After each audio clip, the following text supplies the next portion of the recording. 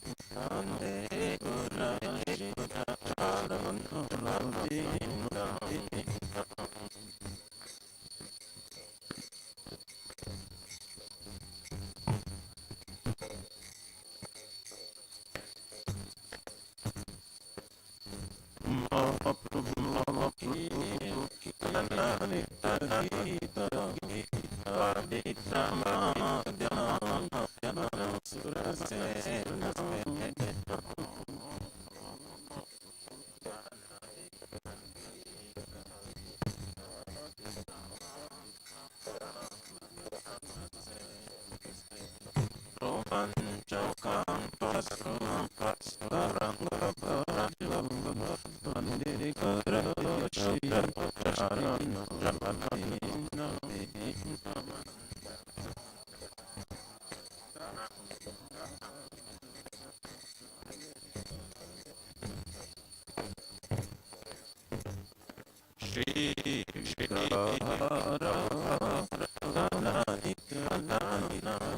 Sham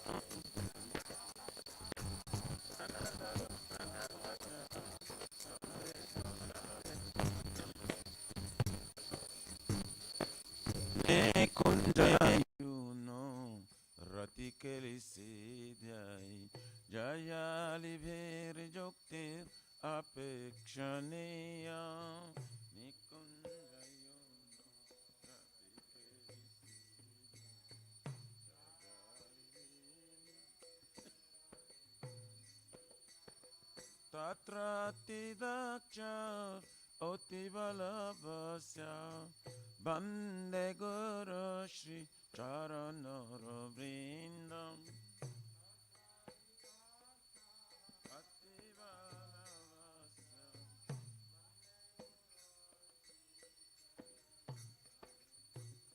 Sakcha dhari dena shamasta shastri Ruktas tathava vyataeva sadvi Sakcha dhari shastri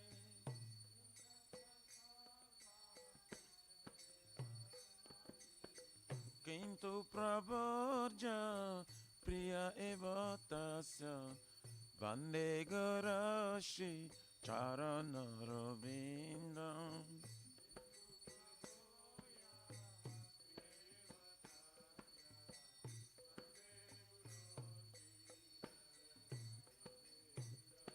Yasya Prasada Bhagavat Prasado Yasya Prasadam Nagati Kutapi Yasya Prasada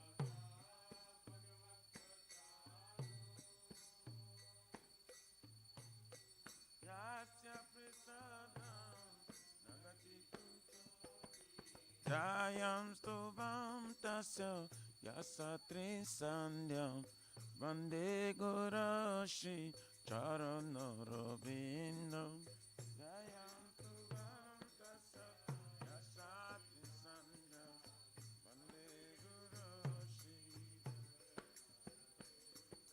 Vande Gurashi Charanarvindam Vande Gurashi Charanarvindam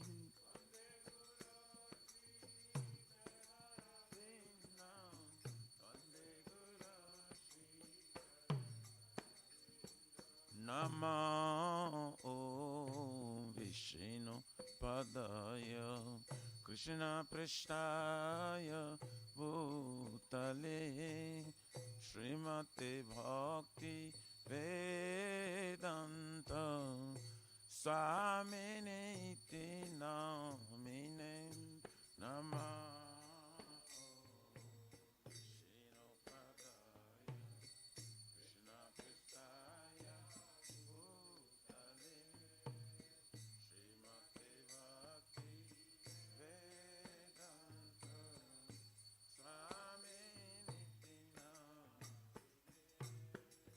Namaste Sarasvate Deve Gauravani Pracharini Nirvishesha Shunavadi Pachata Deshatarine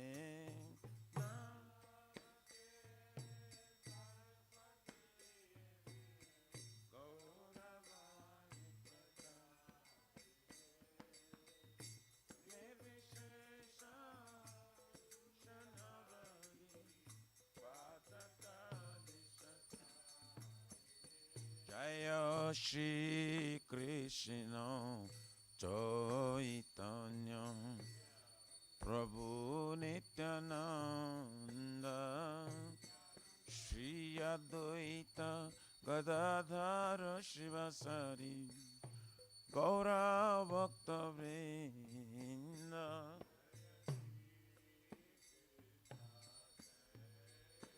Chaitanya Nityananda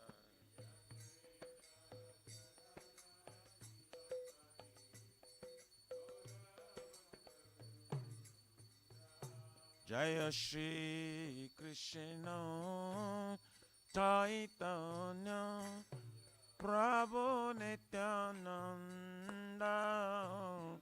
Shri Advaita Gadadhara Shivasari Gaura Bhakta Vrinda Shri Chaitanya Nityananda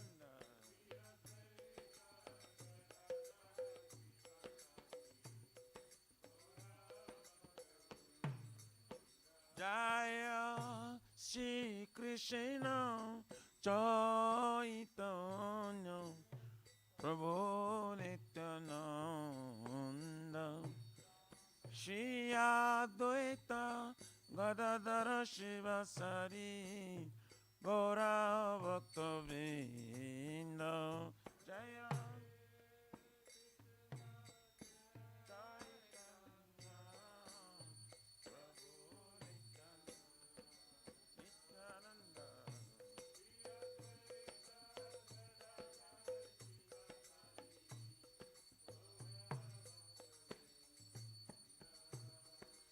Hare Krishna, Hare Krishna, Krishna Krishna Hare Hare, Hare Rama, Hare Rama, Rama Rama, Hare Hare.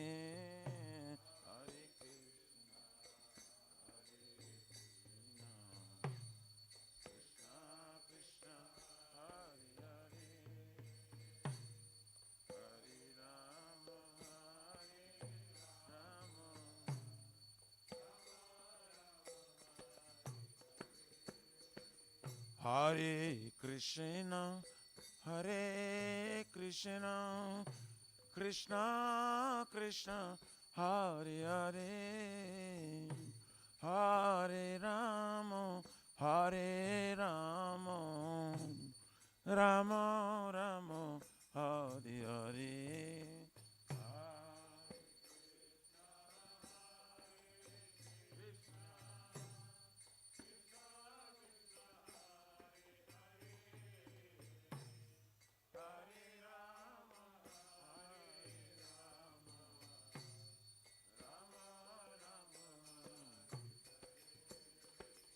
Hare Krishna, Hare Krishna, Krishna Krishna, Hare Hare, Hare Rama, Hare Rama, Rama Rama, Hare Hare.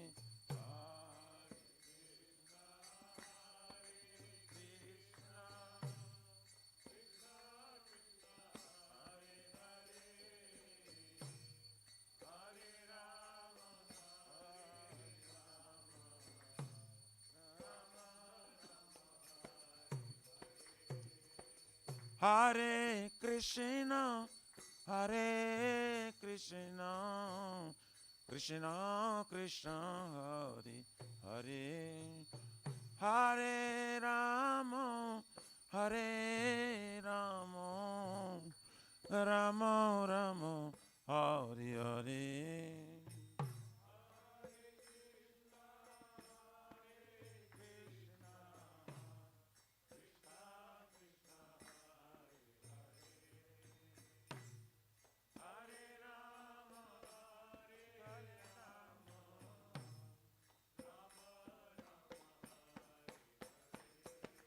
Hare Krishna, Hare Krishna, Krishna Krishna, Hare Hare, Hare Rama,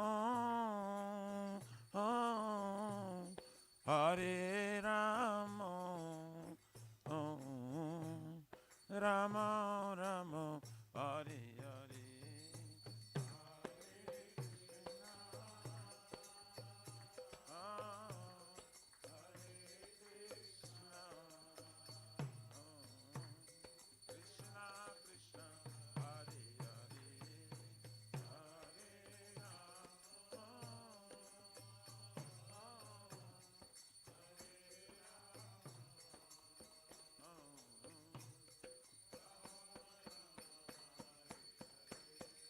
Hare Krishna, Hare Krishna, Krishna Krishna, Hare Hare, Hare Rama, Hare Rama, Rama Rama, Hare Hare. Hare Krishna, Krishna Krishna,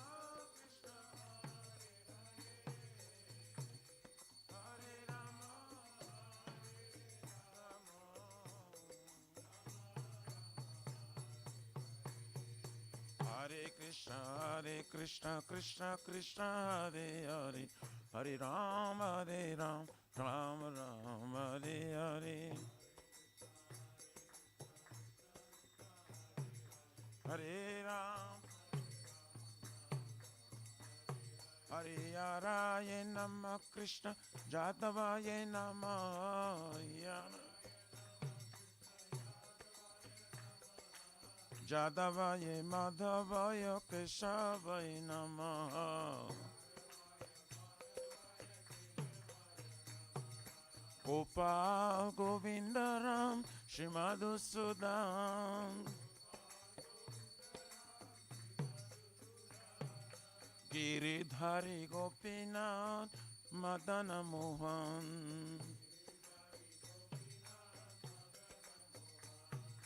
Shri Chaitanya Nityananda Shri Advaita Sita Hari Guru Vaishnava Bhagavata Gita Shri Rupa Sanatan Bhattaraguna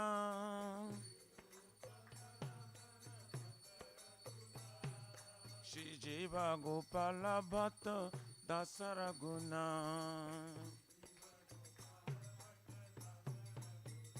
Hare Krishna Krishna Krishna Hare Hare Hare Rama Rama Rama Hare Hare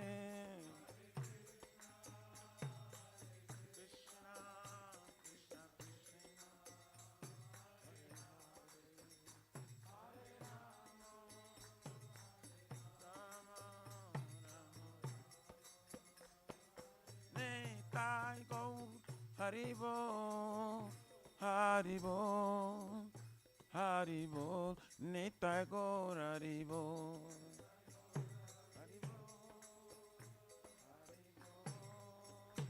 Haribo Nitai Gaur Pramanande Haribo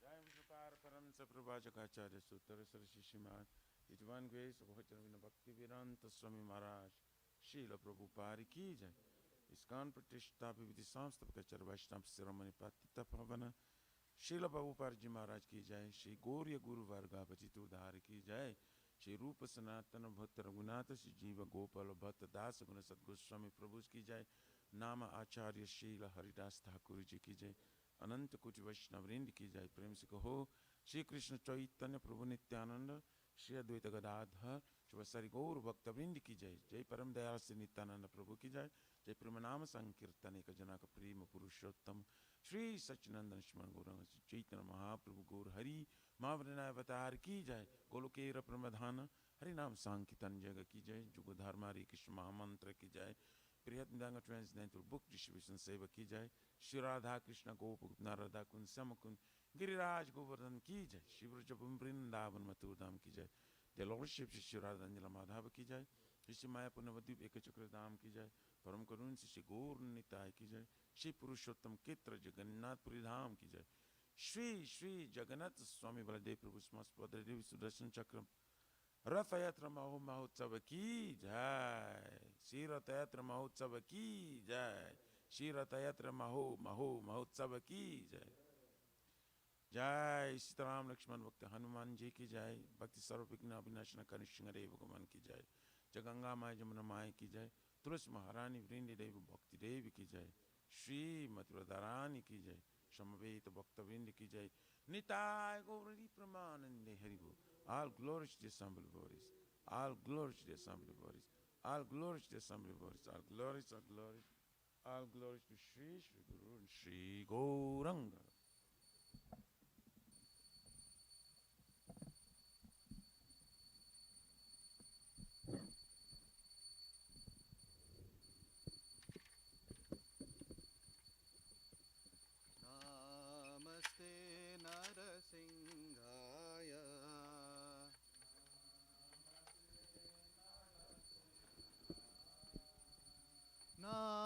Namaste Narasimhaya सिंहाय सिंहाय प्रह्लादलाददायिने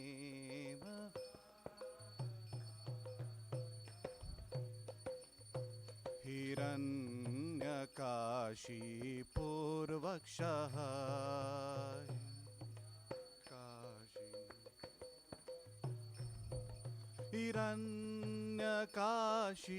हिरण्यकाशीपूर्वक्षः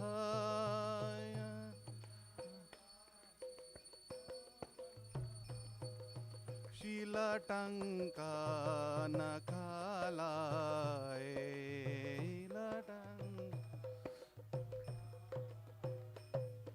इतो नरसिंह परतो नरसिंह इतो नरसिंह इतो नरसिंह परतो नरसिंह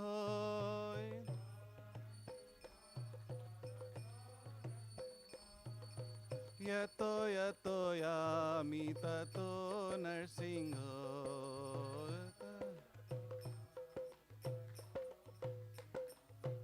बाहे नरसिंह हृदये नरसिंह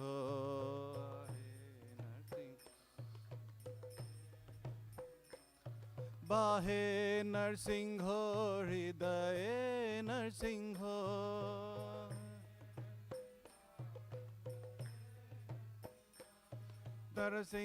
नरसिंहमदें शरणं प्रपदे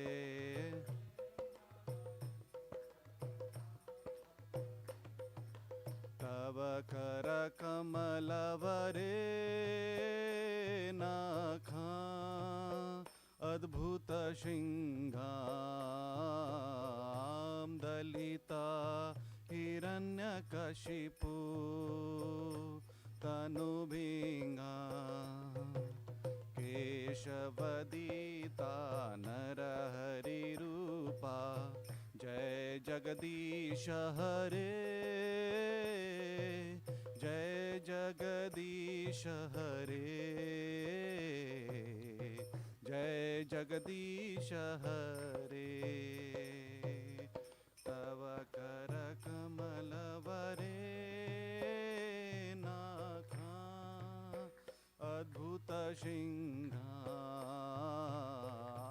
दलिता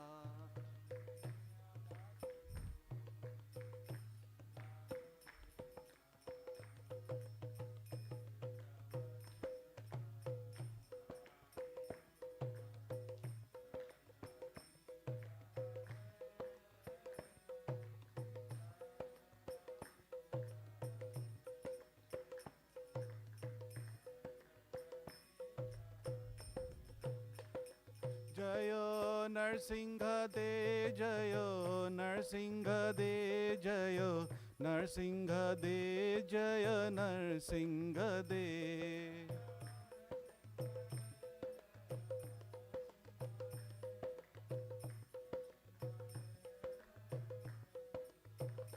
जयो प्रहलाद महाराज जयो प्रहलाद महाराज जय प्रहलाद महाराज जय प्रहलाद महाराज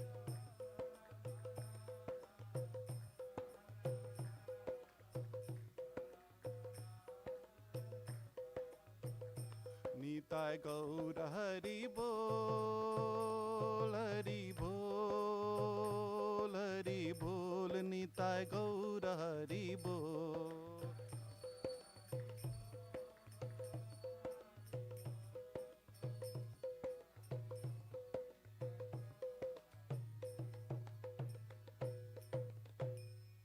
प्रहलाद महाराज की जय भक्त नरसिंह देव भगवान की जय।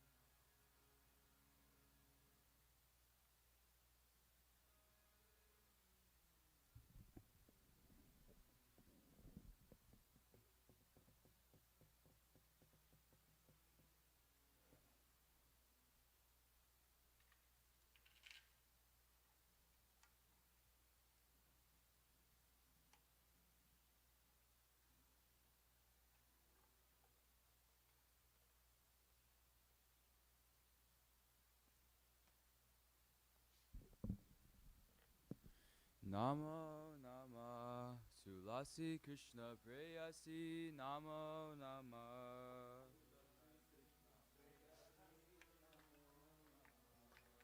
Tulasi Krishna Preyasi Namo Namah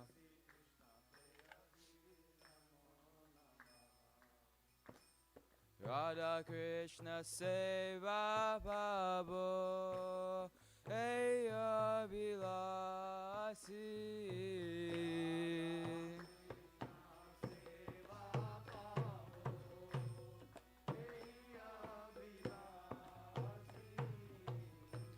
Radha Krishna Seva Babo Eya Vilasi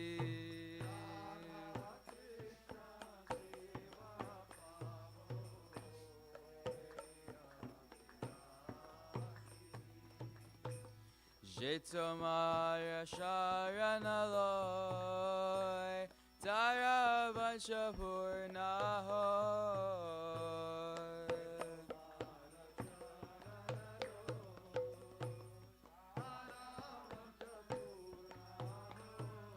Kripa Kori Korotare Vrindavanavasi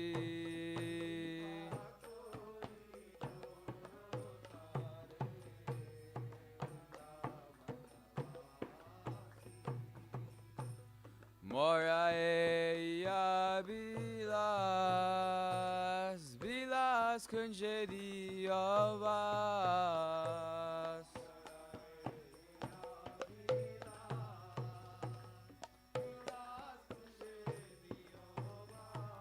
Nayane Heri Bosada Jugala Ruparasi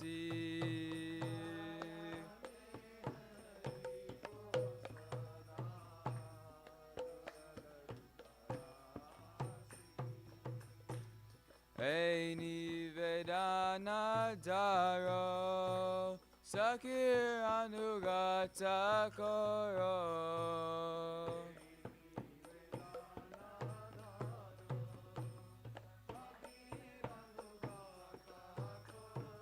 Seva Adhikara Diye Koro Nijadasi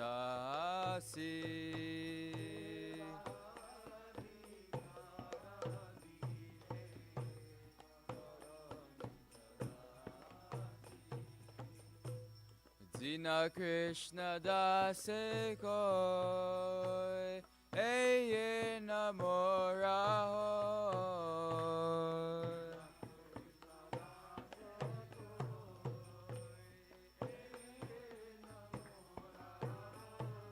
Shri Radha Govinda Preme Sadaya Navasi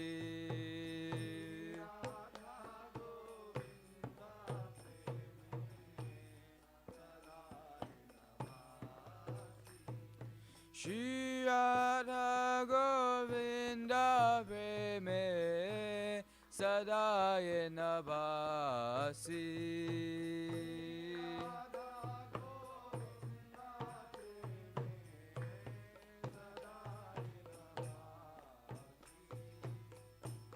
Yani Kani Chapapani Rama Tati Kani Cha Tani Tani Pranashanti Pradakshina Pade Pade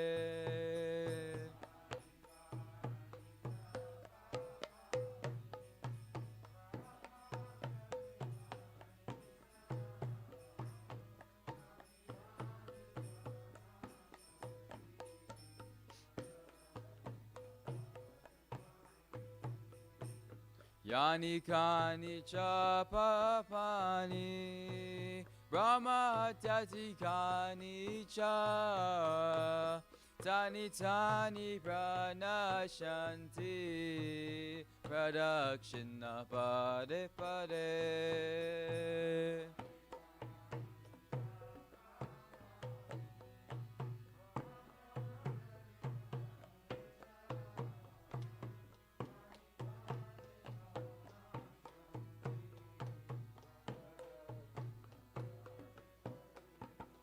Yani kani cha papani brahmatyati kani cha tani tani pranashanti pradakshina pade pade.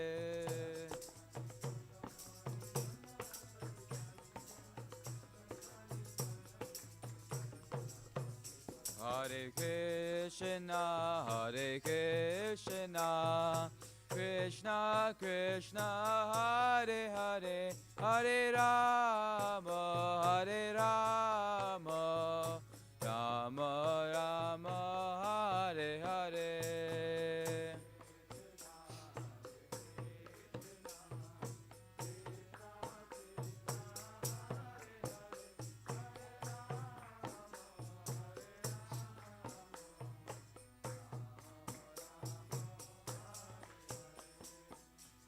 Hare Krishna, Hare Krishna, Krishna Krishna, Hare Hare, Hare Rama, Hare Rama, Rama Rama, Hare Hare.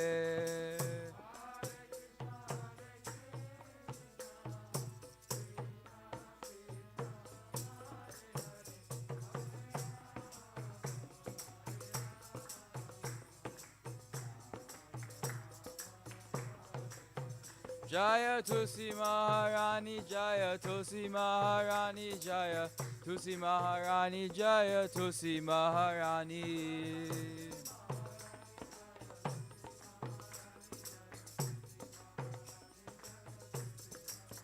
Jaya Vrinda Devi, Jaya Vrinda Devi, Jaya Vrinda Devi, Jaya Vrinda Devi.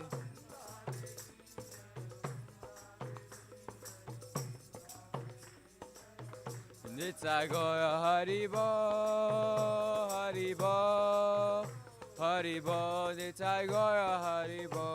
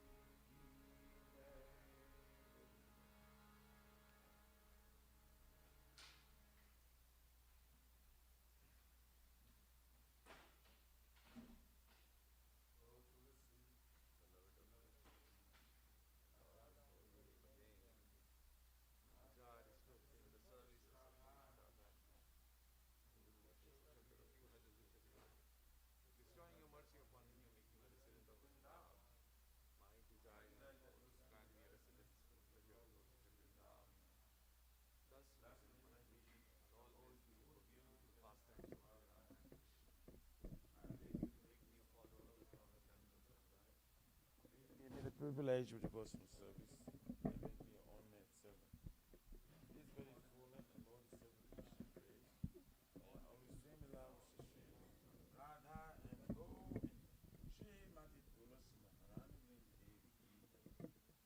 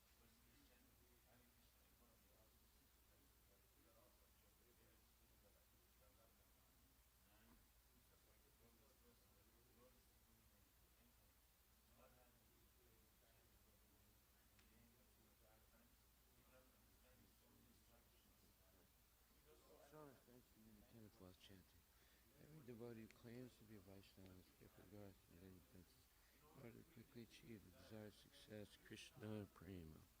Nevertheless, offer our most humble obeisances unto all Vaishnava devotees of the Lord, just like desire trees that can fulfill the desires of everyone, and they are full of compassion for the fallen conditioned souls.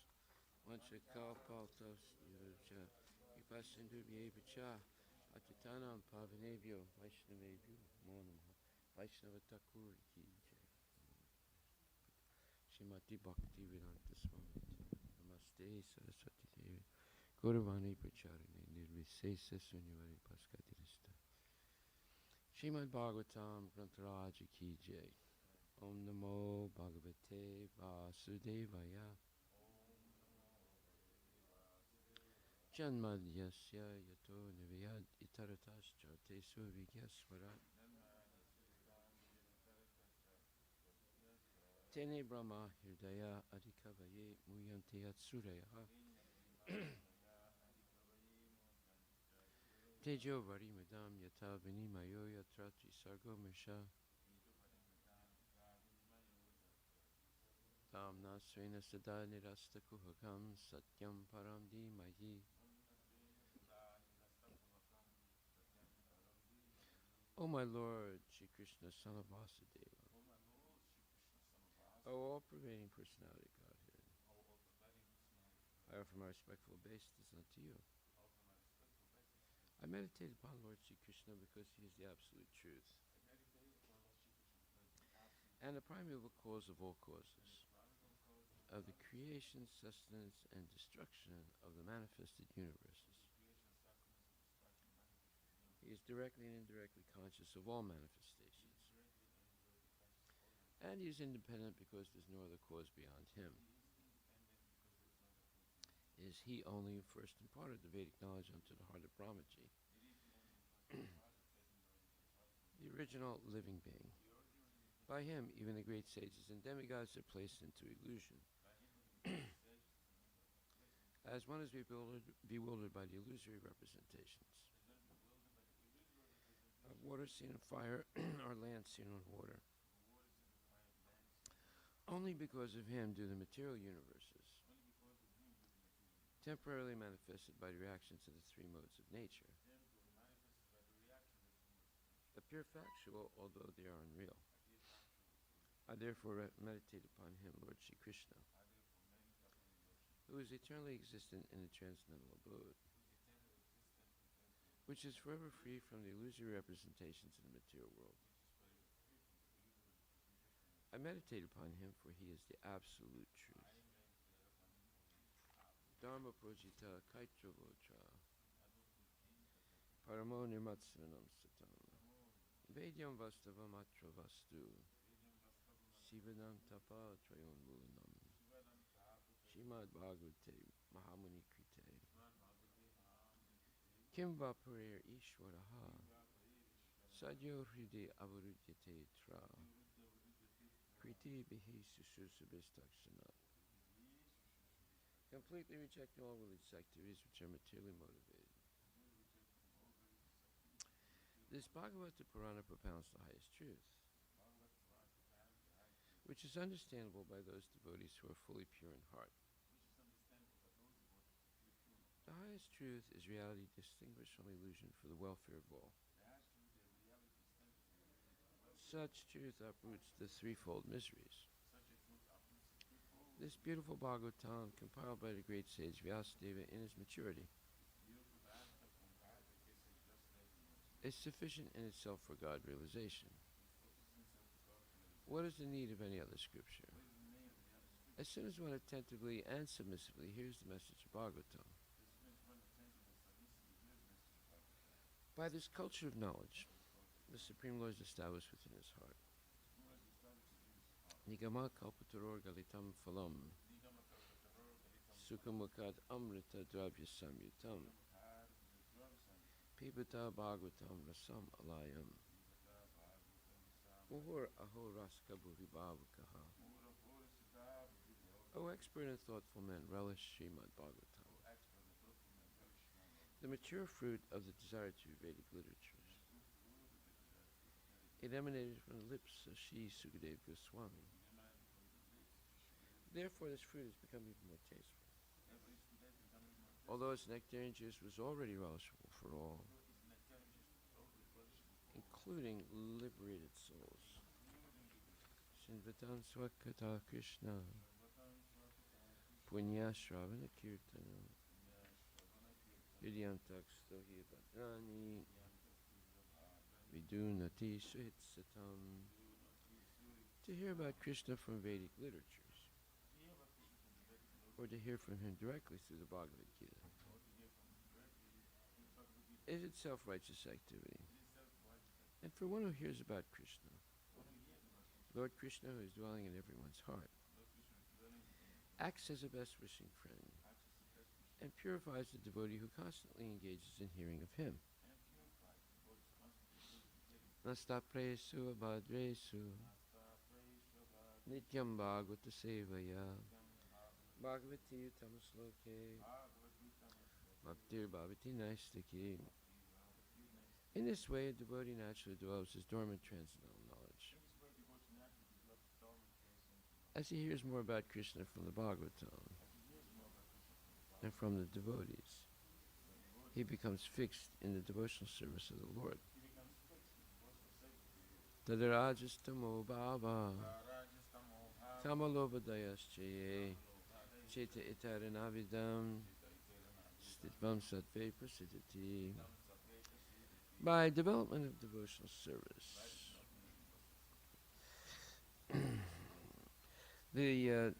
one becomes freed from the modes of passion and ignorance, and thus material lust and avarice are diminished.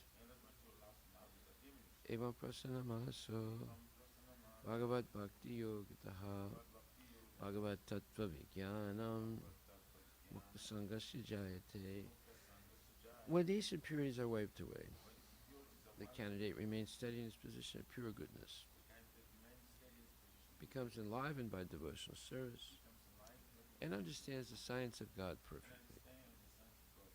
Vikite hirdaya grantis, chidyante sarva samsaya, siyante chasya karmani, drista evat manishwari. Thus, Bhakti Yoga severs the hard knot of material affection and enables one to come at once to the stage of a samsayam samagram, understanding of the Supreme Absolute Truth Personality Godhead. Therefore, only by hearing from Krishna or from his devotee in Krishna consciousness can one understand the science of Krishna.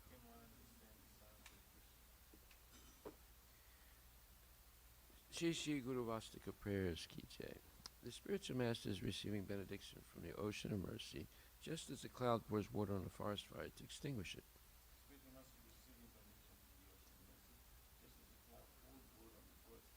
So the spiritual master delivers the materially afflicted world by extinguishing the blazing fire of material existence. For my respectful obeisance at the lotus feet of such a spiritual master is an ocean of auspicious qualities.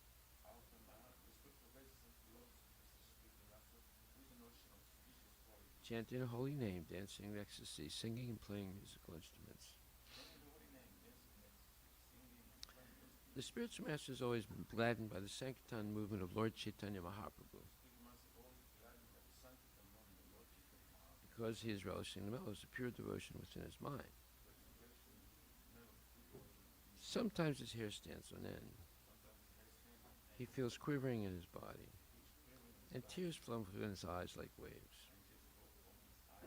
I offer my respectful obeisance unto the lotus feet of such a spiritual master. The spiritual master is always engaged in the temple worship of Shri Shri Radha and Krishna. He also engages his disciples in such worship. They dress the deities in beautiful clothes and ornaments, clean their temple, and perform other similar worship of the Lord. I offer my respectful obeisance unto the lotus feet of such a spiritual master.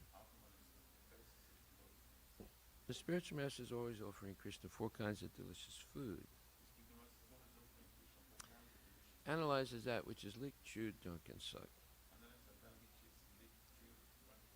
When the spiritual master sees that the devotees are satisfied by eating Bhagavad Prasada, he is satisfied. I offer my respectful obeisance unto the lotus feet of such a spiritual master. The spiritual master is always eager to hear and chant about the unlimited conjugal pastimes of Radhika and Madhava,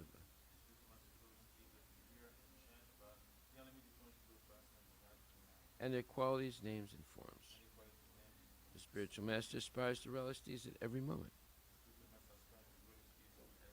I offer my respectful obeisance unto the lotus feet of such a spiritual master. The spiritual master is very dear because he is expert in assisting the gopis who at different times make different tasteful arrangements for the perfection of Radha and Krishna's conjugal loving affairs within the groves of Vrindavana.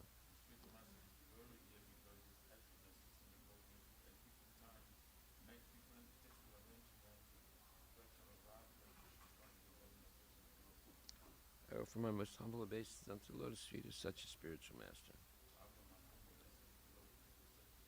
The spiritual master is to be honored as much as the Supreme Lord because he is the most confidential servitor of the Lord.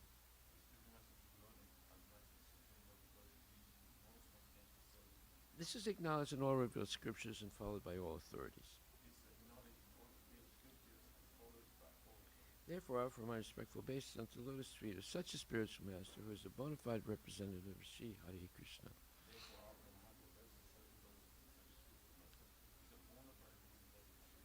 By the mercy of the spiritual master, one receives the benediction of Krishna. Without the grace of the spiritual master, one cannot make any advancement.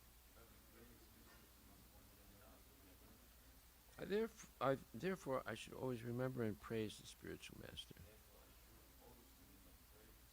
At least 3 times a day, I should offer my respectful obeisance to the lotus feet of my spiritual master. Shri Brahma Samhita ki jai.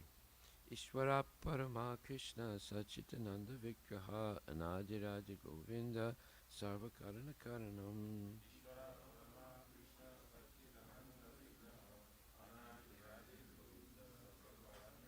Chintamani Prakada Satma Sukalpa Vriksha Laksha Vrite Susurabhira Vipaliyantam Lakshmi Sahasra Satasambrama Sevyamanam Govindamadi Purusham Tamaham Bhajami Venum Kvanantam Aravinda Dalayataksham Varhavatam Samasitam Buddha Sundarangam Kandarpakoti Kamaniya Vishesha Sobam Govindamadi Purisham Tamaham Bhajami Alola Chandra Kalasat Vanamalya Vamsi Ratnam Gadam Pranayakeli Kalavilasam Shyamam Tribanga Lalita Niyata Prakasam Govindamadi Purusham Tamaham Bhajami Angani Yasya Sakalendriya Vrittimanti Pasyanti Panti Kalayanti Chiram Jaganti Ananda Chinmaya Sadujvala Vigrahasya Govindamadi Purusham Tamaham Bhajami Advaitam Achyutam Anadim Ananta Rupam Adyam Purana Purusham Navayovanam Cha Vede Sudurlabam Adurlabam Atma Bhakto Govindamadi Purusham Tamaham Bhajami Pantastu Koti Satavatsara Sampragamyo Vayoratapi manaso muni pungamanam. Sopyasti yat prapatasim yavicintya tatve. Govindamadi purusham tamaham bhajami. Ekopya sora chayatam jagadanda kotim. Yajjaktirasti jagadanda chayayadanta. Andantarasta paramanu chayantarastam. Govindamadi purusham tamaham bhajami. Yad bhava bhavita diyo manajasta taiva. Samprapya rupa mahima sanayana bhushaha. Sukta yameva nikama pratitaistuvanti. Govindamadi purusham tamaham bhajami. Srimad Bhagavatam, Canto 2, Chapter 5, Text 24. Sohankara iti prokto vikurvan samabhutrida vaikarikas taijasascha tamasascheti yadbida Dravya Shakti Kriya Shakti Jnana Shakti Iti Prabhu. Translation by Srila Prabhupada. The self-centered materialistic ego, thus being transformed into three features, becomes known as the modes of goodness, passion, and ignorance in three divisions, namely, the powers that evolve matter, knowledge of material creations, and the intelligence that guides such materialistic activities. Narada, you are quite competent to understand this. So this is Lord Brahma speaking to his disciple and son, Narada Muni. Purport by His Divine Grace, A.C. Bhaktivedanta Swami Srila Prabhupada. Materialistic ego, or the sense of identification with matter, is grossly self-centered, devoid of clear knowledge of the existence of God. And this self-centered egoism of the materialistic living entities is the cause of their being conditioned by the other paraphernalia and continuing their bondage of material existence. In the Bhagavad Gita, this self-centered egoism is very nicely explained in the 7th chapter, verses 24 through 27. The self-centered impersonalist, without a clear conception of the personality Godhead, concludes in his own way that the personality Godhead takes a material shape from his original impersonal spiritual existence for a particular mission.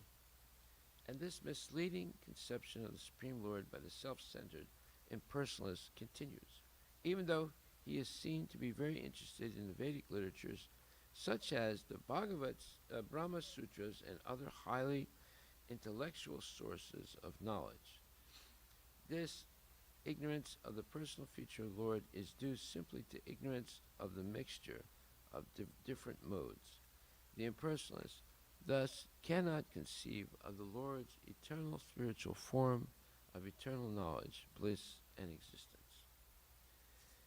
The reason is that the Lord reserves the right of not exposing himself to the non-devotees who, even after a thorough study of literature like the Bhagavad Gita, remains an impersonalist simply by obstinacy.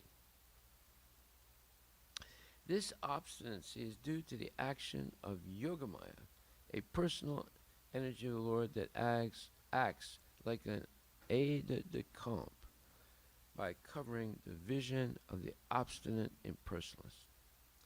Such a bewildered human being is described as mula, or grossly ignorant, because he is unable to understand the transcendental form of the Lord as being unborn and unchangeable.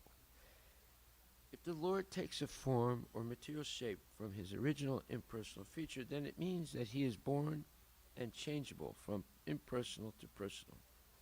But he is not changeable. Nor does he ever take a new birth like a conditioned soul. The conditioned soul may take a form birth after birth due to its conditional existence in matter, but the self-centered impersonalists, by their gross ignorance, accept the Lord as one of them because of self-centered egoism, even after so-called advancement of knowledge in the Vedanta. The Lord, being situated in the heart of every individual living entity, knows very well the tendency of such conditioned souls in terms of past, present, and future. But the bewildered conditioned soul hardly can know him, or Krishna, in his eternal form. By the will of the Lord, therefore, the impersonalist, even after knowing the Brahman and Paramatma features of the Lord, remains ignorant of his, or Krishna's, eternal personal feature as ever existent Narayana, transcendental to all material creation. The cause of such gross ignorance is constant engagement by the materialistic man in the matter of artificially increasing material demands. To realize the Supreme Personality of Godhead, one has to purify the materialistic senses by devotional service. The mode of goodness, or the Brahminical culture recommended in the Vedic literatures, is helpful to such spiritual realization, and thus the Jnana Shakti stage of the conditioned soul is comparatively better than the other two stages, namely Dravya Shakti and Kriya Shakti. The whole material civilization is manifested by a huge accumulation of materials, or in other words, raw materials for industrial purposes, and the industrial enterprises, Kriya Shakti, are all due to gross ignorance of spiritual life. In order to rectify this great anomaly of materialistic civilization, based on the principles of Dravya Shakti and Kriya Shakti, one has to adopt the process of devotional service to the Lord by adoption of the principles of Karma Yoga, mentioned in Bhagavad Gita 9:27 as follows: Yat kurosi yadasnasi yat johosi dadasi yat tapasyasi konteya tat kurusvam nadarpanam. O son of Kunti, all that you do, all that you eat, all that you offer and give away, as well as all austerities that you may perform, should be done as an offering unto me. Srila Prabhupada Ki Jai. The self-centered materialistic ego, thus being transformed into three features, becomes known as the modes of goodness, passion, and ignorance in three divisions, namely the powers that evolve matter, knowledge of material creations, and the intelligence that guides such materialistic activities. Narada, you are quite competent to understand this. Srila Prabhupada Ki Jai. We're continuing now with more and more detail of how the living entity is entrapped. Although the living entity is transcendental, originally full of bliss and knowledge and eternity and completely free to love Krishna without any impediment, but yet they get trapped, or we get trapped by attraction to some glittering aspect of the material world, and we gradually develop this false ego, which is based on selfish enjoyment, independent of the Lord, and then we assume a position that is untenable, because everything in the material world, including the material body, the subtle mind, the senses, the subtle mind, and intelligence, and ultimately the false ego, keep us prisoners in the material world. And it's so profoundly, we're so profoundly in ignorance that it's almost impossible to get free of it. So, Prabhupada says, the cause of such ignorance is constant engagement by the materialistic man in a matter of artificially increasing material demands. This is an extremely profound statement. And this is what keeps us entrapped. The accumulation of one gadget after another, of one possession after another, and enjoying those possessions selfishly and identifying or inflating one's false ego more and more by such accumulation. So therefore you'll see that, like for example, Srila Prabhupada, one thing that devotees noticed was he was always traveling with very few things. He didn't have, sometimes you see people going to India, so they have these big, gigantic luggage, right? And it's like they're going to India with the kitchen sink. It's a saying in English. In other words, they're taking all this stuff, and most of it is just junk that they're not really going to use. Have you ever experienced this yourself? And then when they're coming back, there's even more junk that they're bringing with them, But Prabhupada was traveling with very little stuff. He had his tiffin. When he first came, he had some grains and things for cooking. But it was very simple, like one luggage, nothing more. So this is the life of a devotee. The devotee downsizes all their material needs, whereas it says the cause of such gross ignorance is constant engagement by the materialistic man in the matter of artificially increasing material demands. Artificially increasing material demands. And this is what even devotees sometimes don't understand. This artificially increasing material demands is the cause of gross ignorance.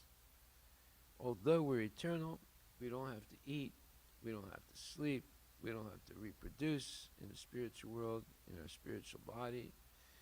We think that how can we live without eating, sleeping, mating, and defending? We're actually convinced that these things are absolutely necessary.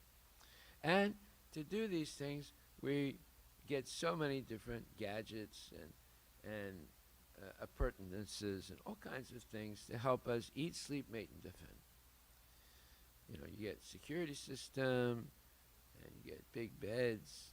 They're electronically calibrated for different types of softness or hardness. And we get chairs, special chairs that go up and down. And we get cars with different types of amenities. And it's just unending, all the junk that we accumulate in life. And we become attached to it, attached to all the junk.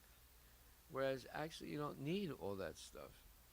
But, can you convince a person you don't need that stuff? As soon as they go to Costco or Walmart or one of these places, they just accumulate the junk, right? And, I need this, I need that.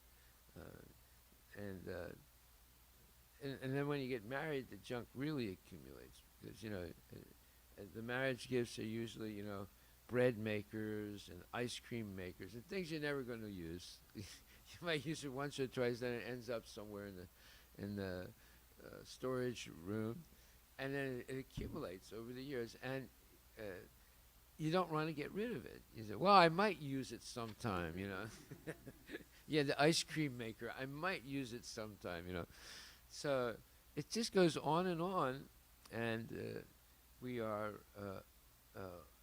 inundated with such junk. And eventually, but this is the cause of gross ignorance. So Prabhupada says, to realize the Supreme Personality of Godhead, one has to purify the materialistic senses by devotional service. So what is devotional service? It's using all the junk in Krishna's service. Then you're not attached to it. And donating it and getting rid of it in a sense.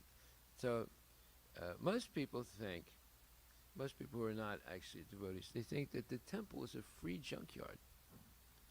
So they'll come and just leave things in the front door, one time this person said, "Oh, Prabhu," they called me out and said, "Prabhu, I have some very, very nice things to offer to the temple."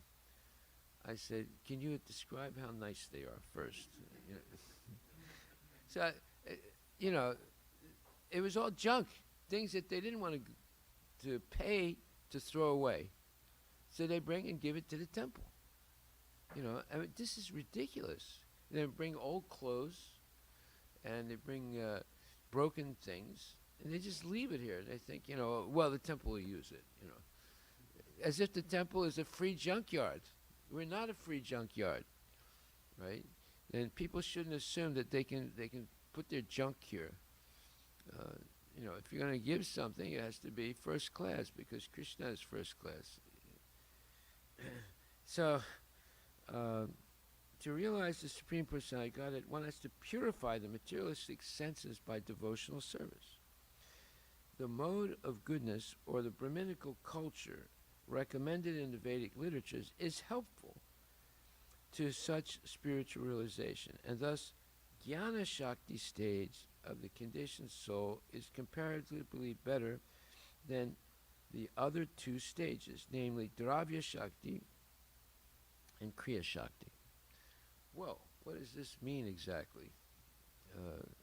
Prabhupada is always throwing something in that is challenging to understand.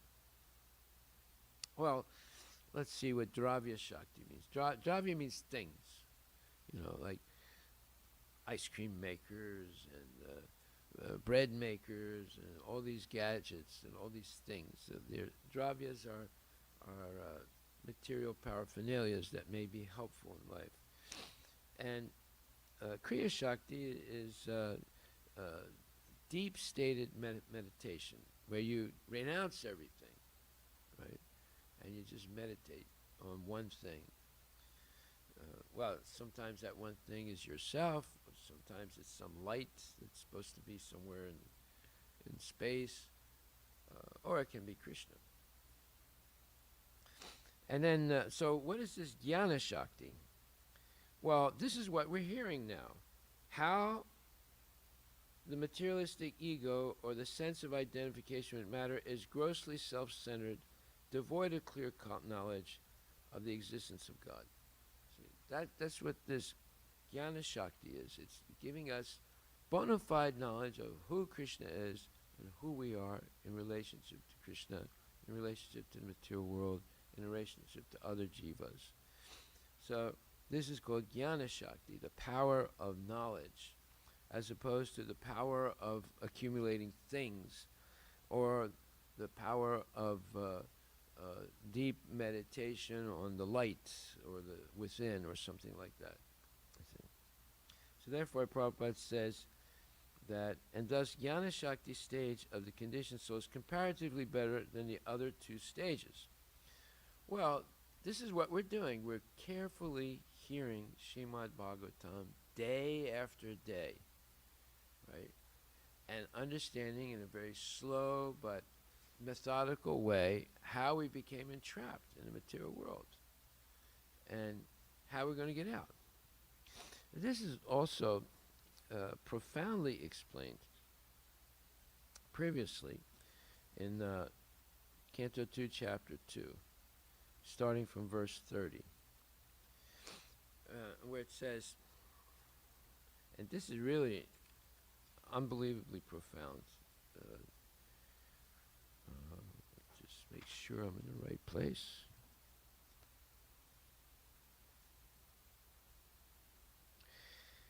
It says, the devotee, thus surpassing the gross and subtle forms of coverings, enters the plane of egoism, and in that status he merges the material modes of nature, ignorance and passion, in this point of neutralization, and thus reaches egoism in goodness.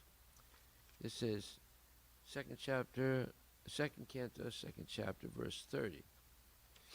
This is something we already read. After this, all egoism is merged in the Mahatattva, and he comes to the point of pure self-realization.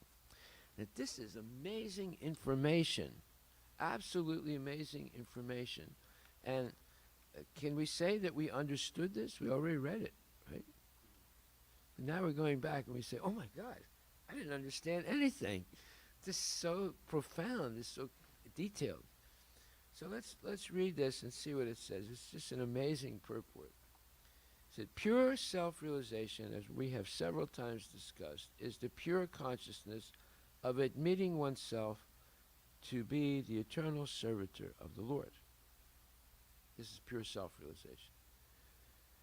Now the Mayavadi, what do? They admit themselves to be equal to the Lord. Just the opposite of what pure self-realization is. The Mayavadis get pure ignorance, achieve pure ignorance after all their trouble and all the austerities they perform. They attain pure ignorance, whereas pure realization is pure consciousness of admitting oneself to be the eternal servitor of the Lord. This is why everything about Mayavad philosophy is wrong, the opposite of what is the truth.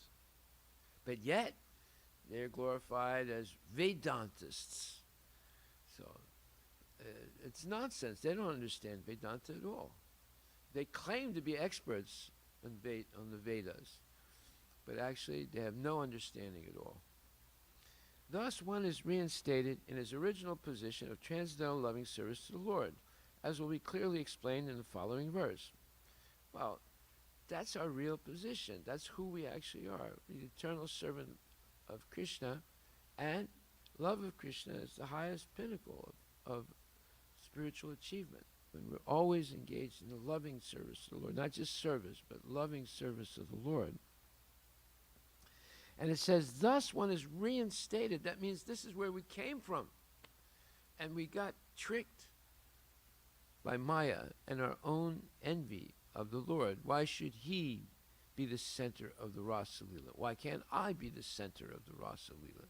Why should he dance with the gopis? I want to dance with the gopis. I don't want to be a gopi. I want to be Krishna. So you see, this enviousness is a very dangerous thing. And generally, most people in the material world, under the influence of the material ego, are envious. They're envious of others who are, let's say, high achievers. And they want to bring them down to their level of low achievement and low consciousness. Right? And that's what we're seeing today with the cancel culture, with what's called the critical race theory, with gender neutrality. All these things are to bring everyone down to the lowest level of selfishness and self-centeredness and self-egoism. The stage of rendering transcendental loving service to the Lord without any hopes of emolument from the Lord. Emolument means getting perks, getting things back for your service, right? Without any hopes of emolument from the Lord or any other way, can be attained when the material senses are purified and the original pure state of the senses is revived. So emolument is usually used in the terms of worshiping God with the expectation of getting some material benefit, or being a politician and performing your functions but trying to get benefit out of it, right? So, or as they say, greasing the palm of the politician in order to get favors. So, and all these politicians get caught eventually, taking the what you would call the bakshish. The bakshishis get caught by taking the bakshish. You're not supposed to do that. You're supposed to serve the government, without any personal motive other than to make things better for the people.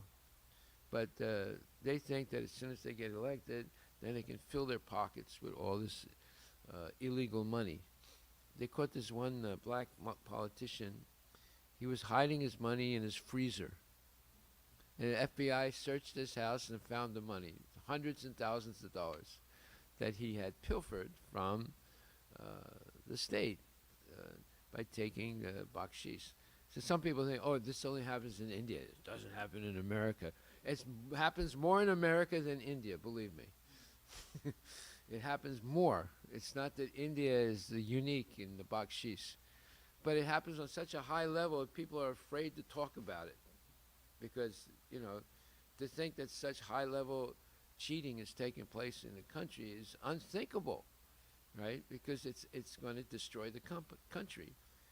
And so people don't try not to talk about it. You know, I mean, everybody knows that Bhakta Joe is on the take from the Chinese. They all know that. You know, he and his son Hunter, he's always hunting more money, right? So they know he's getting away with murder. He's cheating the government. He's giving away secrets of you know, our industries and so forth, because he's getting money, you know, black money. But nobody says anything about it. So, because it's unthinkable that such a high level politician is a stooge, and he's just a money grubbing, hungry person, right? But yet those are the facts. Okay, so then the self-centered impersonalist, without a clear conception of the personality of Godhead, concludes in his own way that the personality of Godhead takes a material shape from his original impersonal spiritual existence for a particular mission. This is nonsense. This is what the Mayavadis say, right? It's complete nonsense, right? And this misleading conception of the Supreme Lord by the self-centered impersonalist continues, even though he is seen to be very interested in Vedic literatures such as the Brahma Sutras, meaning the Vedanta Sutra, and other highly intellectual sources of knowledge. This ignorance of the personal feature of the Lord is due simply to ignorance of the mixture of different modes. In other words, by not understanding how the modes of material nature are acting, we develop this ignorance of the personal feature of the Lord, and we think the Lord is impersonal. That right away makes the Lord subordinate to us. In other words, if we have something that we claim the Lord doesn't have, that is like the worst insult to Krishna. So therefore we say, well, he's impersonal, you know. Of course, we're persons, you know. We're talking, walking, singing, dancing, accumulating money, buying houses and cars and boats and all these things, you know. We're persons, but he's not a person. He doesn't have a body, right? This is crazy. But that's what they're saying. You know? So this ignorance of the personal feature of the Lord is due simply to ignorance of the mixture of different modes. The impersonalist cannot conceive of the Lord's eternal spiritual form of eternal knowledge, bliss, and existence. They just can't imagine it. The reason is that the Lord reserves the right of not exposing himself to the non-devotee who, even after a thorough study of literatures like the Bhagavad Gita, remains an impersonalist simply by obstinacy. Obstinacy means you explain something to someone, they say yes, yes, yes, and in the end, they say no. After all that process, right, they say no. They're obstinate. They don't care what is the truth. They only care for their own selfish so-called needs. So they're obstinate. They refuse to accept the truth. Although the truth is staring them right in the face, they refuse to accept it. Just like there's a saying, the cat's tail is sticking out of his mouth, and still he says he didn't eat the cat. See? the tail is sticking out of his mouth, right? It's, oh, you don't eat the cat, you know. Well, wait a minute. The tail is sticking out of your mouth. What do you mean you didn't eat the cat? See, this is called obstinacy, craziness. So many people are like this. You know, you explain things over and over and over again, and still they don't accept, right? They still find ways of wiggling out of, from the truth. So, and even though they read literatures like Bhagavad Gita, they remain an impersonalist simply by obstinacy. This obstinacy is due to the action of Yogamaya, a personal energy of the Lord that acts like an aide-de-camp by covering the vision of the obstinate impersonalist. Well, that's a verse from Bhagavad Gita.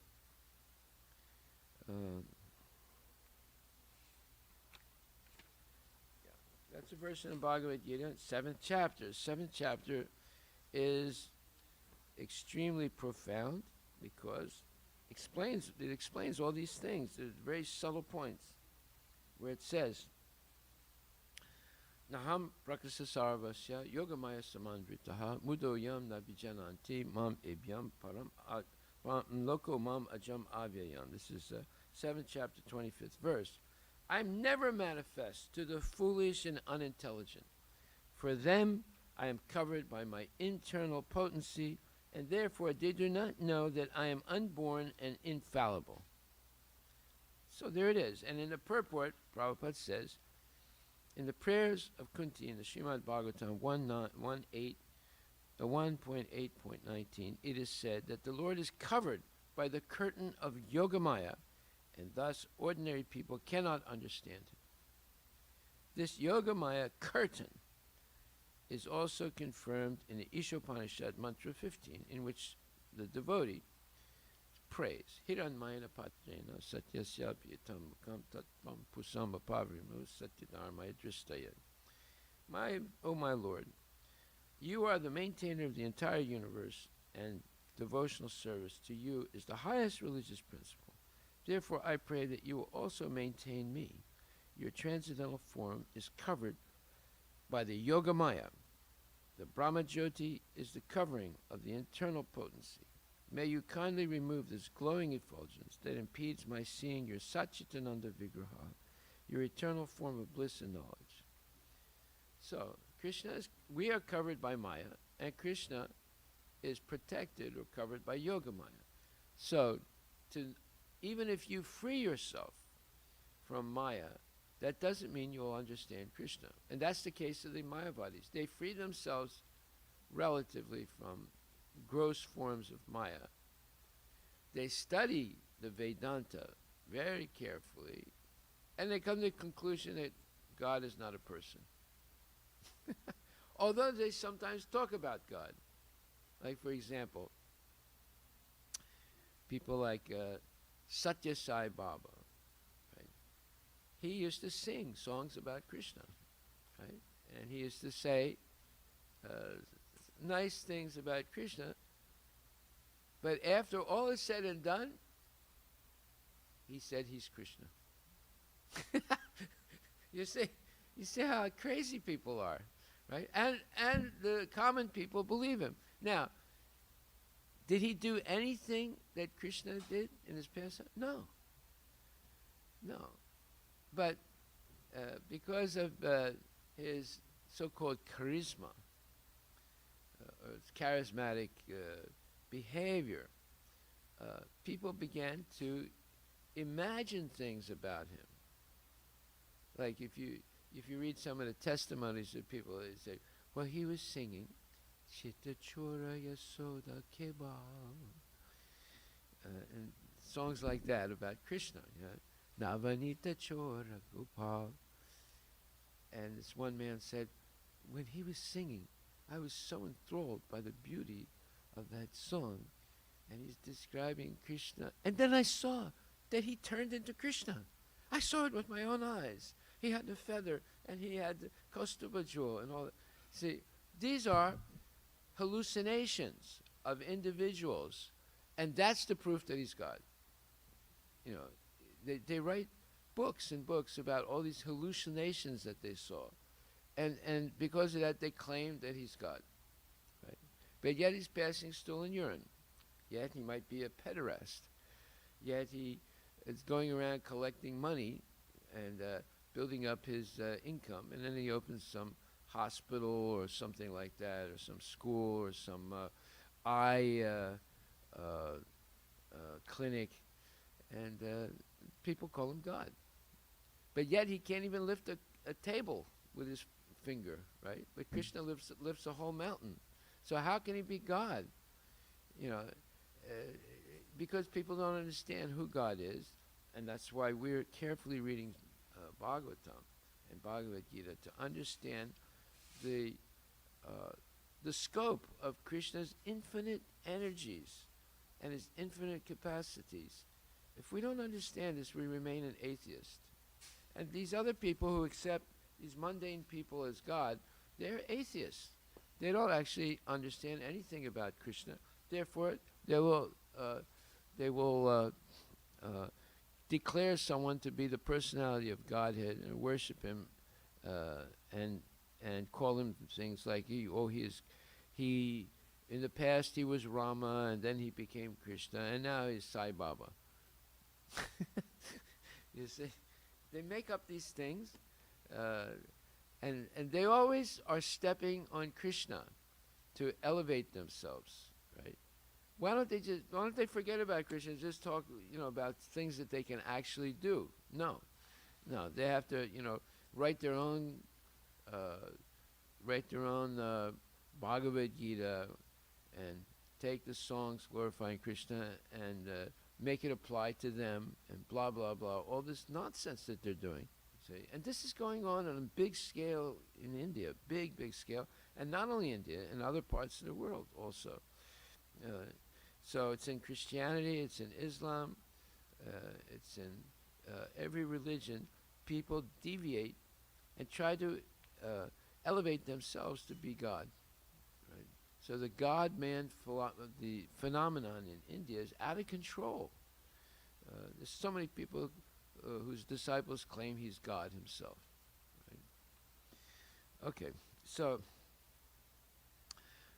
therefore, coming back to the 2:30, it says, we may remember that in this connection, that the process of gradual emancipation or liberation by devotees in the manner mentioned above, although authoritative, is not viable in the present age. So what was described in this verse, the devotee thus surpassing the gross and subtle forms of coverings, enters the plane of egoism, and in that status he merges the material modes of nature, ignorance, and passion in this point of neutralization, and thus reaches egoism and goodness, and after this all egoism is merged in the Mahatattva, and he comes to the point of pure self-realization. This is not possible in this age of Kali Yuga, to do this.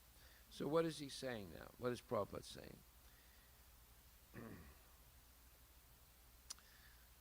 It's not viable in the present age because of people's being primarily unaware of yoga practice. What?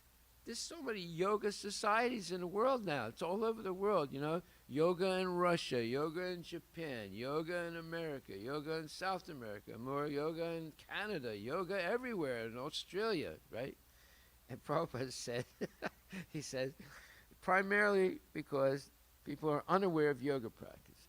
The so-called yoga practice by the professional protagonist may be physiologically beneficial. In other words, it may help your body, the breathing exercises, the stretching, and the twisting, and whatever.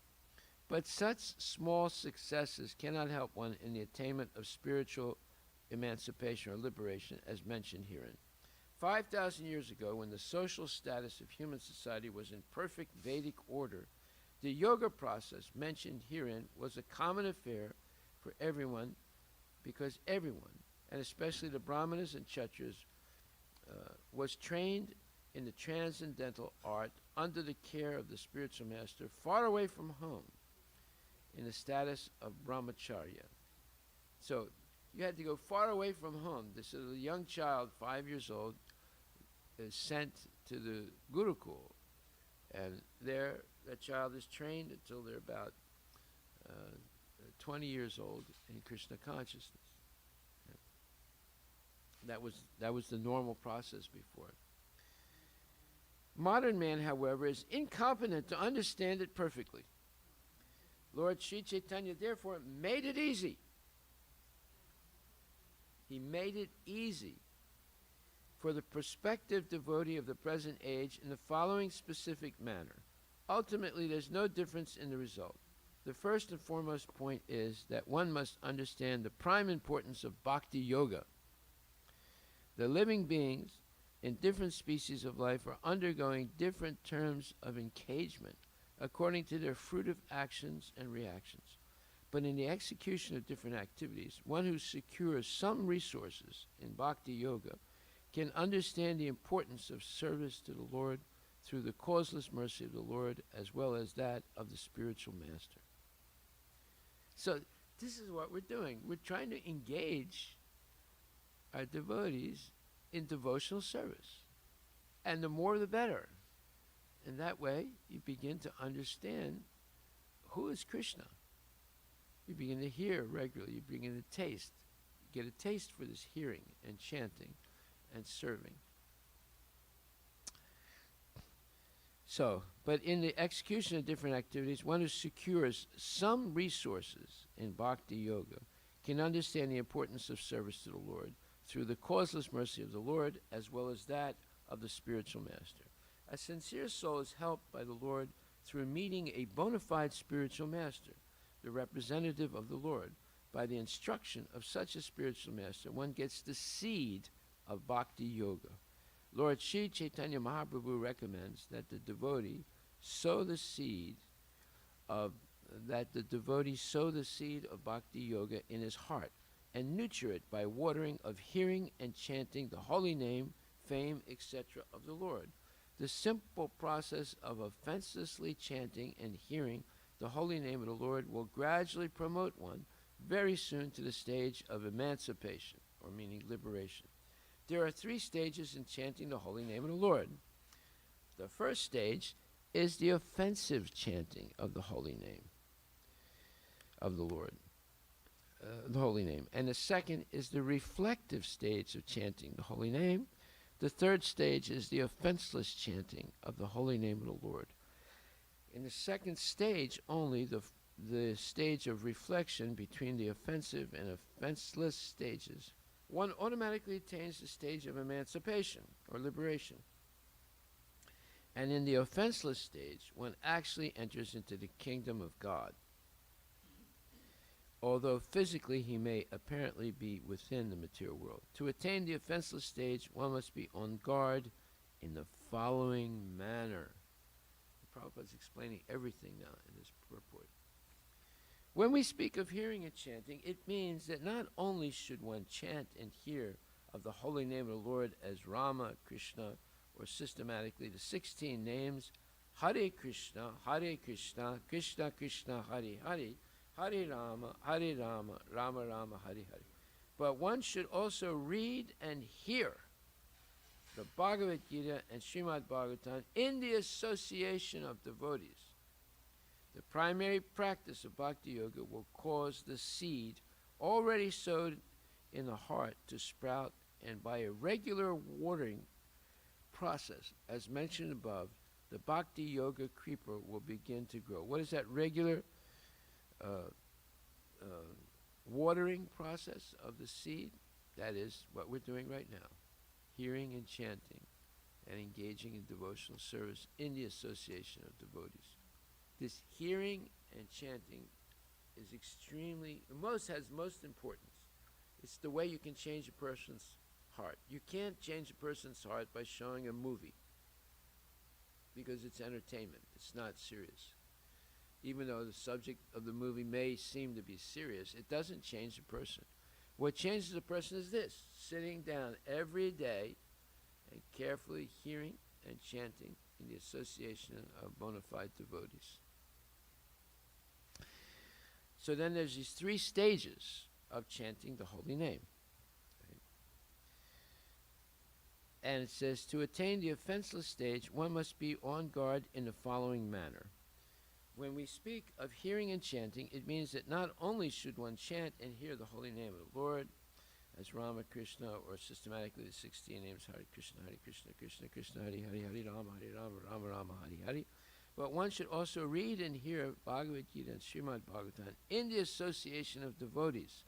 The primary practice of Bhakti Yoga will cause the seed already sowed in the heart to sprout, and by a regular watering process, as mentioned above, the Bhakti Yoga creeper will begin to grow. By systematic nurturing, the creeper will grow to such an extent that it will penetrate the coverings of the universe, as we have heard in the previous verses, reach the effulgent sky, the Brahmajyoti, and go farther and farther and reach the spiritual sky, where there are innumerable spiritual planets called Vaikuntha Lokas. Above all of them is Krishna Loka, or Goloka Vrindavana, wherein the growing creeper enters and takes repose at the lotus feet of Lord Sri Krishna, the original personality of Godhead. When one reaches the lotus feet of Lord Krishna at Goloka Vrindavana, the watering process of hearing and reading, as also chanting of the holy name in the pure devotional stage, fructifies, and the fruits grown there in the form of love of God are tangibly tasted by the devotee, even though he is here in the material world.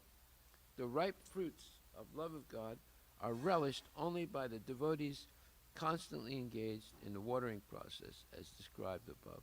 But the working devotee must always be mindful so that the creeper, which has so grown, will not be cut off. Therefore, he should be mindful of the following considerations. This is an amazing purport. This is explaining how you actually become Krishna conscious. You don't become Krishna conscious by stop coming to the classes. That's the way you cut it off. You become Krishna conscious by regularly attending and hearing in the association of devotees. See, this is something that's not clearly understood even by our devotees. Now Prabhupada is going to say what we have to be mindful of in order to advance practically in Krishna consciousness. 1. Offense by one at the feet of a pure devotee may be likened to the mad elephant who devastates a very good garden if it enters. 2. One must be very careful to guard himself against such offenses at the feet of pure devotees, just as one protects a creeper by all-around fencing. 3. It so happens that by the watering process, some weeds are also grown, and unless such weeds are uprooted, the nurturing of the main creeper, or the creeper of Bhakti Yoga, may be hampered. Well, we see this at the farm all the time. We plant a specific plant, let's say, to grow kadu, squash, right? At the same time as that plant grows, other weeds grow. And sometimes the weeds grow much faster and much better than the plant that we want. Right? And all of a sudden, the weeds sort of choke the plant that we want. So what do we have to do? We have to pull up the weeds. Otherwise, you won't get any kadu. You just get weeds. Right? You see how farming is so important. They're using the Goswami. These are examples by the Goswamis. This is not Prabhupada's example. These are examples given by Sanatana Goswami, Rupa Goswami, Jiva Goswami. They're using agricultural examples to explain spiritual truth. So it says, unless such weeds are uprooted, the nurturing of the main creeper or the creeper of Bhakti Yoga may be hampered. 4.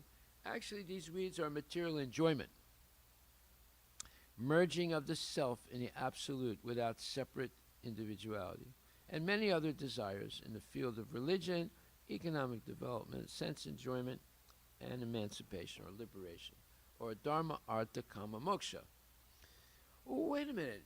That's Vedic culture. Dharma, artha, karma. No, it's actually a what you would call enticement for people who are very materialistic to try to attain their material desires through some type of spiritual activity. Right? But eventually, that also has to be given up and just engage in pure devotional service without any expectation of karma kandya rewards for doing service. See? So that is called kaitava dharma, cheating dharma. This, you do this and you get this, right? No, you don't get anything. If Krishna wants to give you something, he'll give it to you. Otherwise, you just be satisfied with whatever, with the service itself, right? And not expect anything in return. Otherwise, it's cheating religion, right? There are many weeds. So in other words, it's saying these weeds are actually material enjoyment, or merging the self in the Brahmajyoti without separate individuality, and many other desires in the field of religion, economic development, sense enjoyment, and emancipation. Number 5, there are many other weeds like disobedience to the tenets or the rules of revered scriptures, unnecessary engagements. Just like one time in Berkeley, some new person convinced the other brahmacharis that they should fast 2 weeks or 3 weeks at a time. So, therefore, and that they should not eat prasadam because prasadam is too rich. So the devotees started doing that. And then when I found out they're doing that, I said, well, who told you to do that? He said, well, so-and-so, Bhakta Richard. I said, who's Bhakta Richard? He doesn't know anything. So, they became convinced that they should fast for 3 weeks at a time, not eat prasadam, not drink milk. Milk is bad, right? And so forth. So, all these things creep into Krishna consciousness, and all of a sudden the people accept them as if it's bona fide. Like, for example, veganism. There are even ISKCON gurus that accept veganism. This is crazy, right? And then also, women should become gurus, initiating gurus. It's never been done. It's very, very exceptional thing in the history of Vaishnavism. There's just a few, maybe 1 or 2 examples of it in the whole history of Vaishnavism. Look, Kunti Devi, she's much more advanced than any woman I've ever met in Krishna consciousness. She never became a guru, but she was more than a guru, right? She was a Shiksha guru for her kids and for all eternity. Her chapter of the Bhagavatam is one of the most read and cherished chapters of the whole Bhagavatam, right? So she's more than just a guru, right?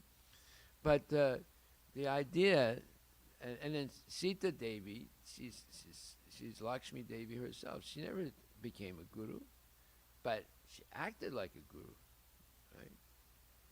And she has her own sampradaya, right? But it's not hers, it's Krishna's, but she's the first member of it. So we see things creep into the movement very easily. And somehow it wiggles in, and then everyone thinks it's the right thing to do. But it's not the right thing to do. Mahajana yenikata sapanta.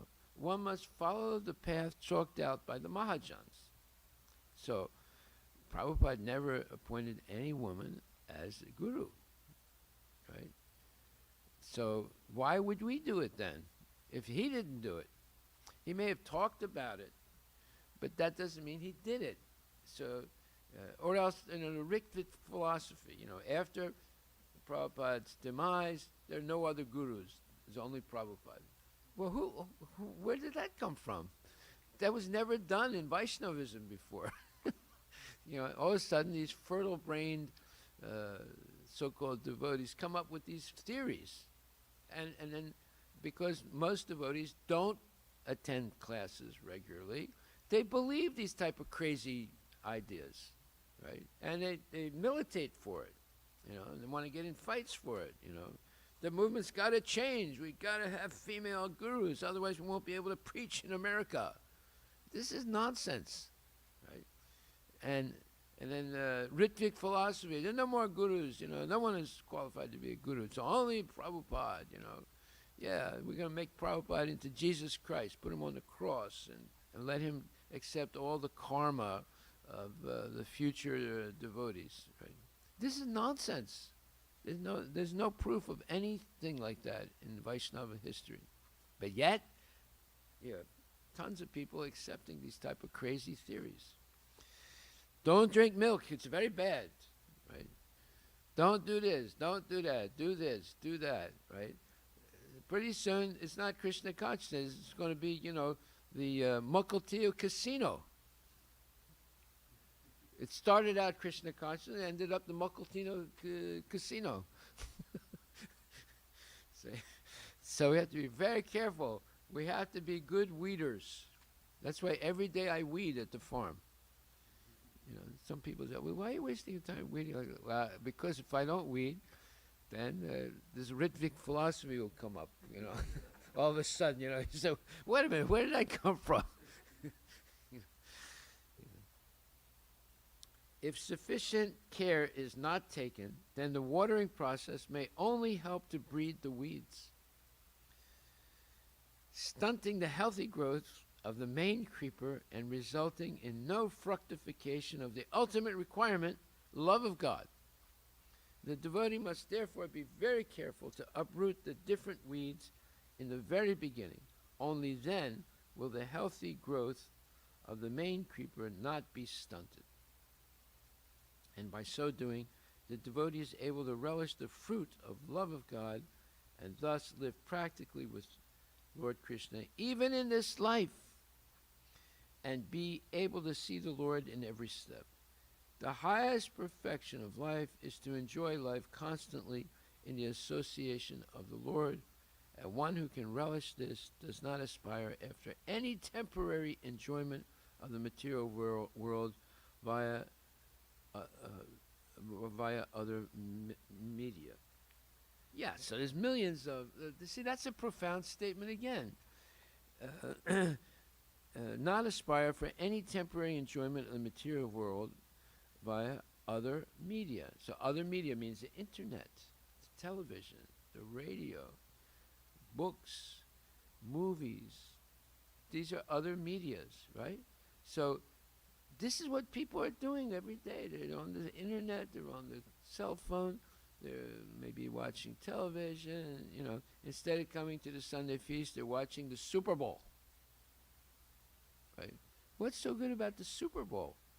It's a bunch of passionate and fat athletes beating each other.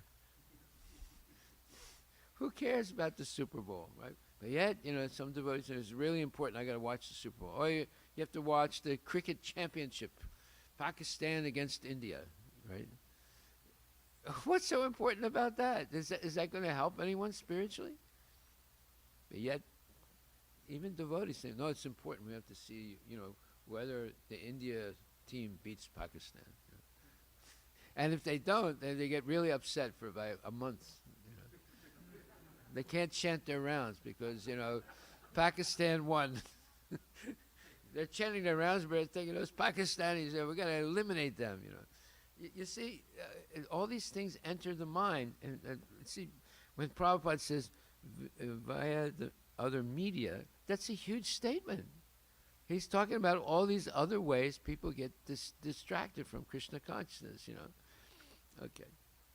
So, this is an extremely important purport, but because it explains the pitfalls, the dangers of not being very careful about hearing and chanting in the association of devotees. It's very important. That's the way you change from being a materialist to a genuine devotee. It's this regular hearing and chanting in the association of devotees.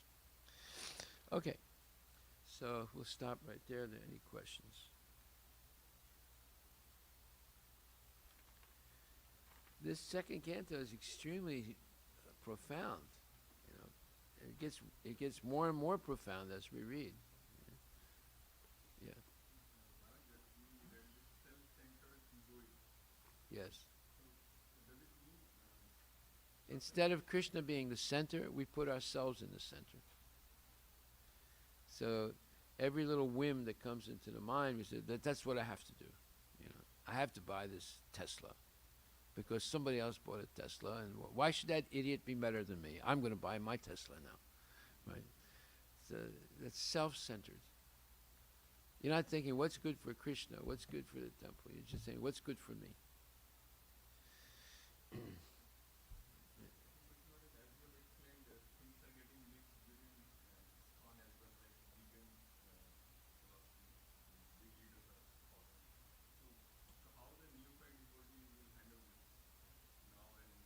By coming to class and hearing bona fide knowledge like this.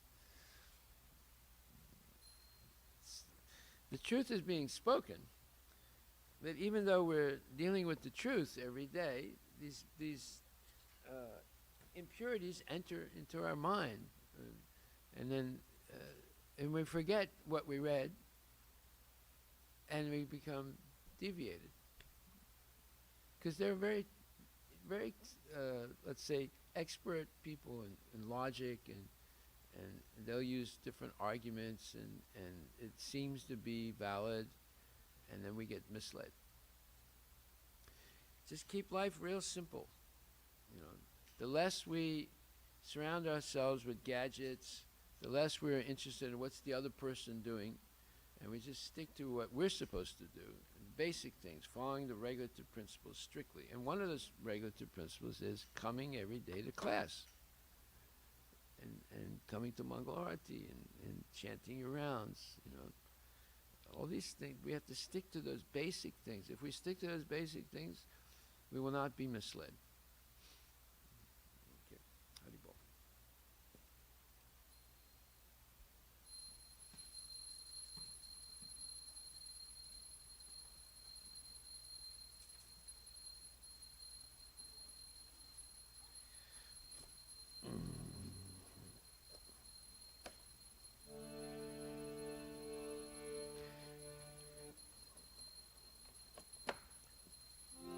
Shri Guru Charana Padma Kevala Bhakati Satma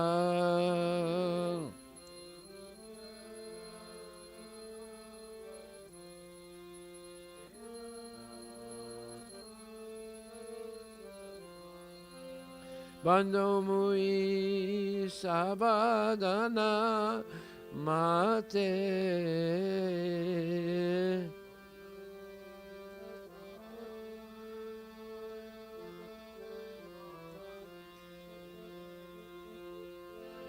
Janara Prasadevai E Bhavatoriya Jai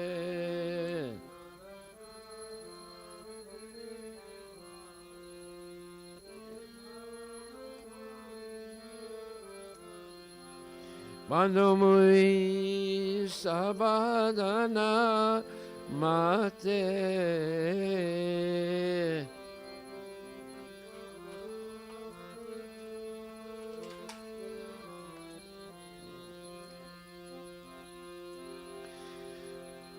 Mandomui Sabadana Mate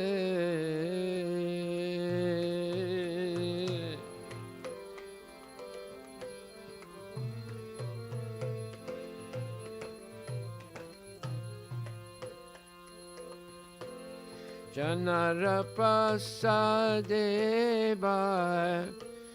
E Bhavatoriya Jai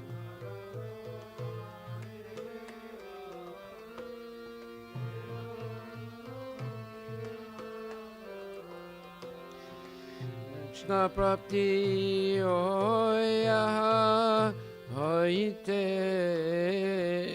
Krishna Prapti Hoya Hoite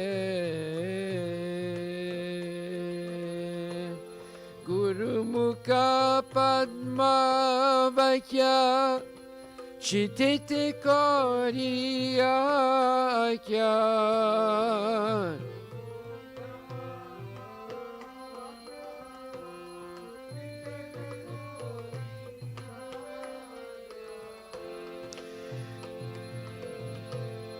Arana Koriyamane Asa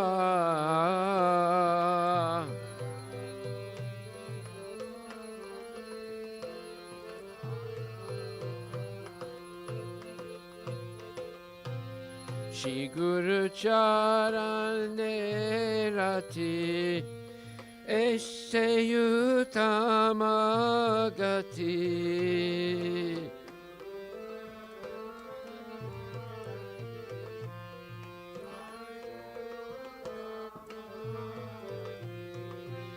Ye prasade pure sarva asa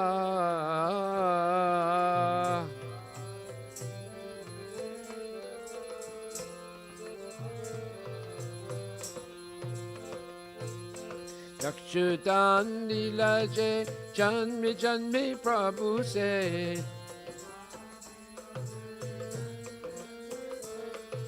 Chakshudan dilaje janme janme Prabhu se Divye yani de prokasito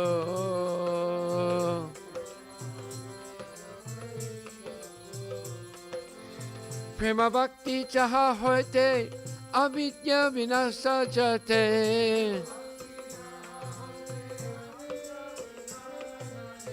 Prema bhakti chaha hoite avidya vinasa jate Ede gai janara charito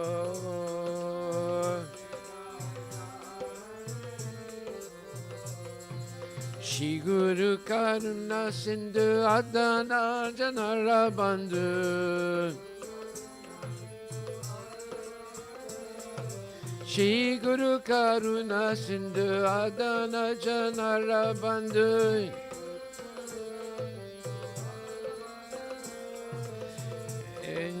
Lokenat Lokera Jivana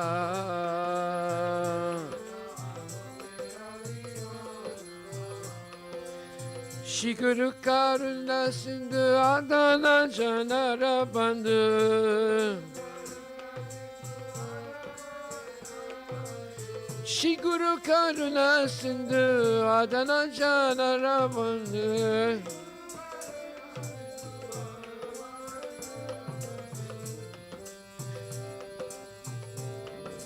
Lokena Lokera Jivana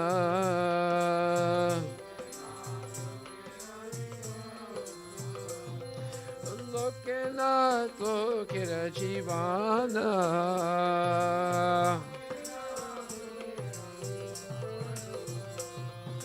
Ha ha Prabhu Kora Doya De Amore Padachaya Ha Prabhu Kora Doya De Amore Padachaya Ebe Askusakti Bhuvana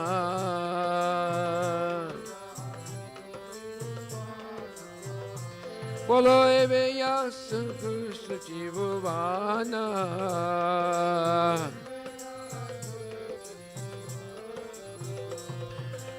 Nama Om Vishnu Padaya Krishna Prestaya Bhutale Shrimati Bhakti Vedanta Swamin Iti Namine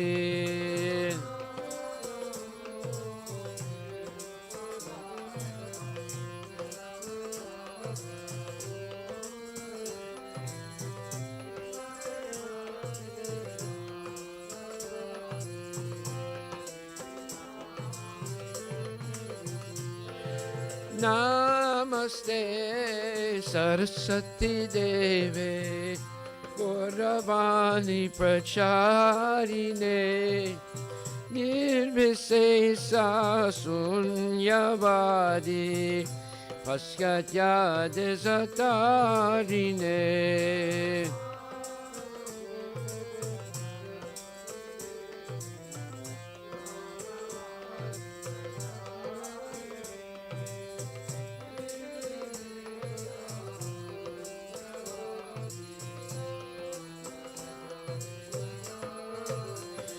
Jaya Shri Krishna Chaitanya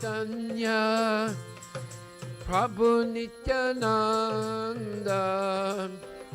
Shri Advaita Gadadhar Shivasadi Gaur Bhakta Vindam Jaya Shri Krishna Chaitanya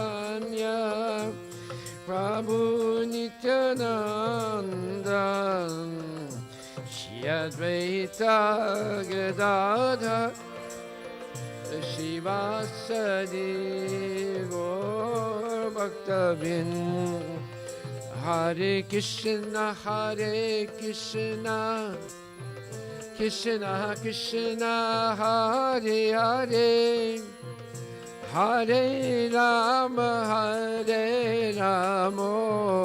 Rama Rama Hare Hare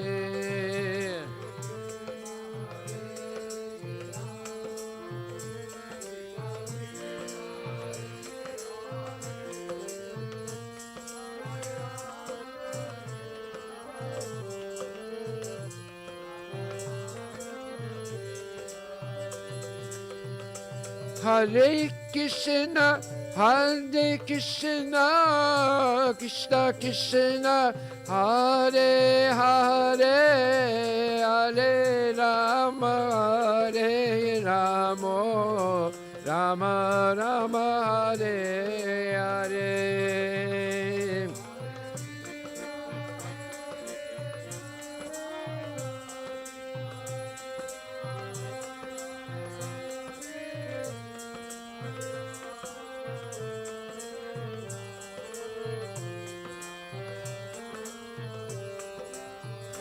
Nitai Gora Haribo, Haribo, Gora Haribo, Nitai Gora Haribo, Nitai Gora Haribo.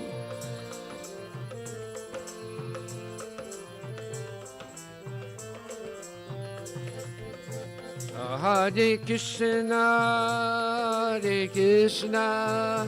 Krishna Krishna Hare Hare Hare Rama Rama Rama Hare Hare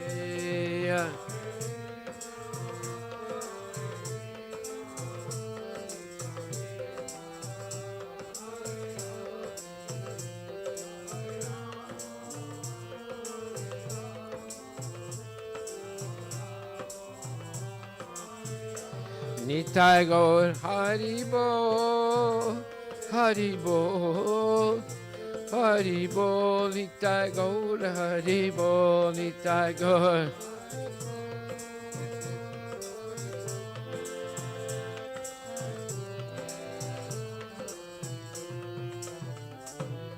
Haribo, Haribo, Srila Prabhupada ki jai. Jai Om Vishnupad Paramahansa Parvajika Chasta Tarasatara Shishi Shimad Divine Grace A.C. Bhaktivedanta Goswami Maharaj Srila Prabhupada ki jai. Ananta Koti Vaishnava Vindi ki jai. Namacharya Srila Haridas Thakur ki jai. Prem Shri Kaho Shri Krishna Chaitanya Prabhu Nityananda Shri Advaita Gadadhar Shivasadi Gaura Bhakta Vindi ki jai. Shri Radha Krishna Go Gopinath Samakunda Radha Kunda Giri Govardhan ki jai. Shri Vrindavan Dham ki jai, Shri Mayapura Dham ki jai, Shri Jagannath Puri Dham ki jai, Tulasi Devi ki jai, Bhakti Devi ki jai, Ganga Maya ki jai, Jamuna Maya ki jai, Samavira Bhakta Vindi ki jai, Harinam Sankirtan ki jai, Nitai Gaura Premanandi. All glories to the assembled devotees, all glories to the assembled devotees, all glories to the assembled devotees, all glories to Shri Guru and Shri Guranga, all glories to the Prabhupada ki jai. Devi Srimati Bhaktivedanta Swami. Namaste Saraswati Devi. The lotus feet of our spiritual master, the only way by which we can attain the pure devotional service. I bow down to his lotus feet with great awe and reverence. By his grace, one can cross the ocean of material sufferings and attain the mercy of Krishna. My only wish to have my consciousness purified by the words emanating from his lotus mouth. Attachment to his lotus feet is a perfection and fulfills all desires. He opens my darkened eyes and fills my heart with transcendental knowledge. He is my Lord, birth after birth. By him Prema emanates. By him ignorance is destroyed. The Vedic scriptures sing of his character. Our spiritual master is the ocean of mercy, the friend of the poor, and Lord and Master of devotees. O Master, be merciful unto us. Give us the shade of your lotus feet. Your fame is spread throughout all the three worlds. We take shelter of your lotus feet. Srila Prabhupada Patita Pavan Ki Jai. Namo Om Vishnu Padaya Krishna Prasthaya Bhutali Srimati Bhaktivedanta Swami. Namaste Saraswati Devi. Gauravani Pracharine Nirvisesa Gaura Premanandi Haribo.